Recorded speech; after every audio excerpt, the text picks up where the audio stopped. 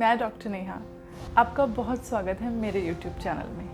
आज हम बात करने वाले हैं माइग्रेन के बारे में। माइग्रेन क्या होता है, इसके सिम्टम्स क्या हैं, इसके ट्रिगर फैक्टर कौन कौन से हैं और इसके ट्रीटमेंट यानी होम्योपैथिक मेडिसिन के बारे में। सबसे पहले जान लेते हैं माइग्रेन होता क्या है और इसके सिम्टम्स क्या होते हैं। माइग्रेन आधे सिर में होने वाला दर्द है। ये किसी भी साइड हो सकता है, या तो लेफ्ट साइड या तो राइट साइड। ये पेन मोस्टली फ्रंटोटेम्पोरल एरिया या ऑक्यूलर एरिया में होता है।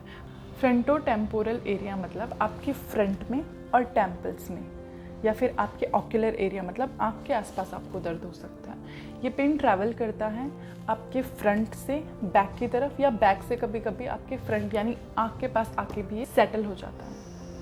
अगर एक महीने में आपको 15 से कम हेडेक्स हो रहे हैं तो ये माइग्रेन की एक्यूट कंडीशन है, जबकि अगर आपको 15 से ज़्यादा बार हेडेक होता है तो ये कंडीशन क्रॉनिक हो चुकी है।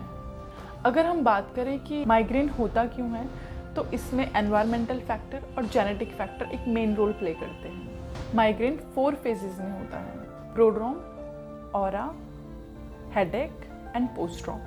अगर बात करें प्रोड्रोम की, जिसमें पेशेंट को 1 या 2 दिन पहले ही सिम्टम्स आ जाते हैं। इनके अंडर पेशेंट को कॉन्स्टिपेशन हो सकता है, मूड चेंजेस हो सकते हैं पेशेंट को माइल्ड डिप्रेशन हो सकता है, किसी स्पेसिफिक फूड के लिए उसको क्रेविंग हो सकती है, नेक में स्टिफनेस हो सकती है, फ्रीक्वेंट यूरिनेशन हो सकता है, या फ्रीक्वेंट यॉर्निंग यानी बार बार पेशेंट को उबासी आती है।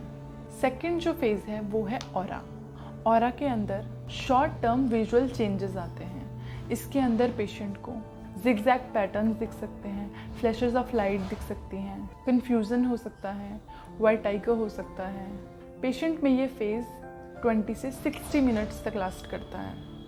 अब बात करते हैं तीसरे फेज़ यानी हेडेक की। इसके अंदर पेशेंट को 4 से 72 घंटों तक का हेडेक रह सकता है। ये सिम्टम्स वेरी करते हैं person to person. During this phase patient को हेडेक होगा जो यूजुअली एक साइड होगा, या फिर एक साइड से दूसरी साइड को ट्रैवल करेगा, या आगे से पीछे की तरफ ट्रैवल करेगा, और कुछ रेयर केसेस में पेन दोनों साइड भी हो सकता है। पेन जो होता है माइग्रेन में वो पल्सेटिंग टाइप या थ्रॉबिंग टाइप पेन होता है। इस टाइम पे पेशेंट को लाइट से प्रॉब्लम होती है, ज़्यादा साउंड से प्रॉब्लम होती है, कुछ स्पेसिफिक स्मेल से प्रॉब्लम हो सकती है, या कुछ पेशेंट्स में टच से भी प्रॉब्लम होती है। इस फेज़ में पेशेंट को नौशिया यानी उल्टी का मन करता है, या कुछ पेशेंट्स को वॉमिटिंग हो भी जाती है। लास्ट जो फेज़ है वो है पोस्ट्रोम। पोस्ट्रोम माइग्रेन के बाद वाली स्टेज है। इसमें पेशेंट को जनरल वीकनेस हो सकती है, पेशेंट को हैंगओवर लाइक सिम्टम्स रहते हैं। ट्रिगर पॉइंट्स की अगर बात करें कि माइग्रेन ट्रिगर कैसे होता है, तो इसके अंदर पहला है फिज़िकल ट्रिगर। फिज़िकल ट्रिगर के अंदर अगर पेशेंट को नींद ना आई हो, या पेशेंट को थकान हो, हाइपोग्लाइसीमिया, एक्सेसिव एक्सरसाइज अगर कर ली हो, तो माइग्रेन ट्रिगर हो सकता है। अगला है डाइटरी ट्रिगर। अगर पेशेंट को डिहाइड्रेशन हो गई हो, या पेशेंट ने अपना मील स्किप किया हो, या मील लेट लिया हो, या कुछ सर्टेन फूड्स ऐसे होते हैं जिसकी वजह से पेशेंट में माइग्रेन ट्रिगर होता है। फॉर एग्जांपल सिट्रस फ्रूट्स लेना, टी, कॉफ़ी या जिन भी चीज़ों में कैफीन होती है, ये चीज़ें माइग्रेन को ट्रिगर कर सकती हैं। इमोशनल ट्रिगर्स, एंग्जाइटी, स्ट्रेस और ओवर एक्साइटमेंट भी इसको ट्रिगर कर सकते हैं।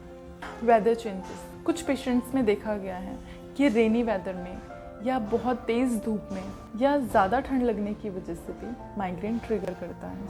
माइग्रेन से फीमेल ज़्यादा अफेक्टेड होती हैं as compared to mail.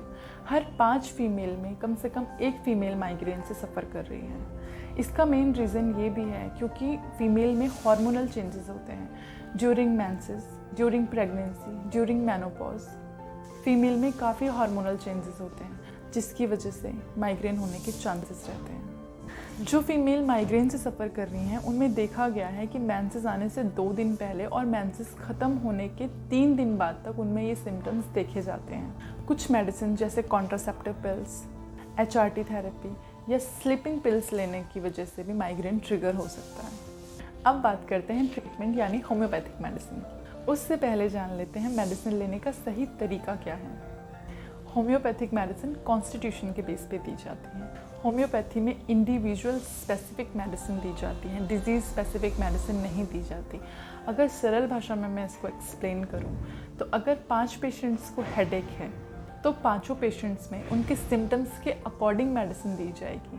Patient को किस साइड पेन है, पेशेंट को हेडेक हुआ किस वजह से है, पेशेंट को हेडेक में रिलीफ कैसे मिल रहा है, पेशेंट के फिजिकल, जनरल और मेंटल सिम्टम्स लेने के बाद ही उसकी कॉन्स्टिट्यूशनल मेडिसिन दी जाती है। हर एक पेशेंट का नेचर दूसरे पेशेंट से अलग होता है, सेम उसकी डिजीज़ का नेचर भी दूसरे पेशेंट से अलग होगा। इसके अकॉर्डिंग ही होम्योपैथी काम करती है। अब जल्दी से जान लेते हैं कुछ होम्योपैथिक मेडिसिन। नंबर 1 पे है बेलाडोना। बेलाडोना हेडेक के लिए बहुत ही अच्छी मेडिसिन है जब भी पेशेंट को ठंड की वजह से हेडेक हुआ हो। दूसरी मेडिसिन है ग्लोनाइन। ग्लोनाइन में जब पेशेंट को धूप से हेडेक हुआ हो या पेशेंट को हाई बीपी की वजह से हेडेक हुआ हो। बात करें अगर साइड्स की तो स्पाइजीलिया जो लेफ़्ट साइडेड हेडेक के लिए बहुत अच्छी मेडिसिन है, वहीं सैंग्यूनेरिया राइट साइडेड हेडेक के लिए बहुत अच्छा काम करती है। सैंग्यूनेरिया मेनोपॉजल हेडेक में भी बहुत अच्छा काम करती है। बात करें अगर नक्स वोमिका की तो एक्सेसिव अल्कोहल लेने की वजह से अगर हेडेक हुआ हो या आपको इंडाइजेशन या कॉन्स्टिपेशन की वजह से अगर हेडेक हुआ हो तो नक्स वोमिका बहुत अच्छा काम करती है। नेट्रम्योर मेंसेस आने के बाद जिन गर्ल्स में एनीमिया के सिम्टम्स आ गए हों उनमें नेट्रम्योर बहुत अच्छा काम करती है। लास्ट मेडिसिन है कालीफॉस। इमोशनल फैक्टर की वजह से या इमोशनल डिस्टर्बेंस की वजह से जिन पेशेंट्स में हेडेक होता है वहाँ पे कालीफॉस बहुत अच्छा काम करती है। ध्यान रहे कोई भी दवाई बिना डॉक्टर की सलाह से ना लें। होम्योपैथी में रिपीटेशन ऑफ डोजेस और आपको कौन सी पोटेंसी में मेडिसिन लेनी है ये आपको डॉक्टर ही बता सकते हैं। अगर आप सेल्फ मेडिकेशन करते हैं तो ये आपके लिए हार्मफुल हो सकता है। इसके या किसी और बीमारी के बारे में जानकारी के लिए आप स्क्रीन पर दिए गए नंबर पर कॉल या व्हाट्सएप कर सकते हैं। अगर आपको ये वीडियो अच्छी लगी हो तो वीडियो को लाइक कीजिए, चैनल को सब्सक्राइब कीजिए और वीडियो को ज़्यादा से ज़्यादा शेयर कीजिए। Thank you.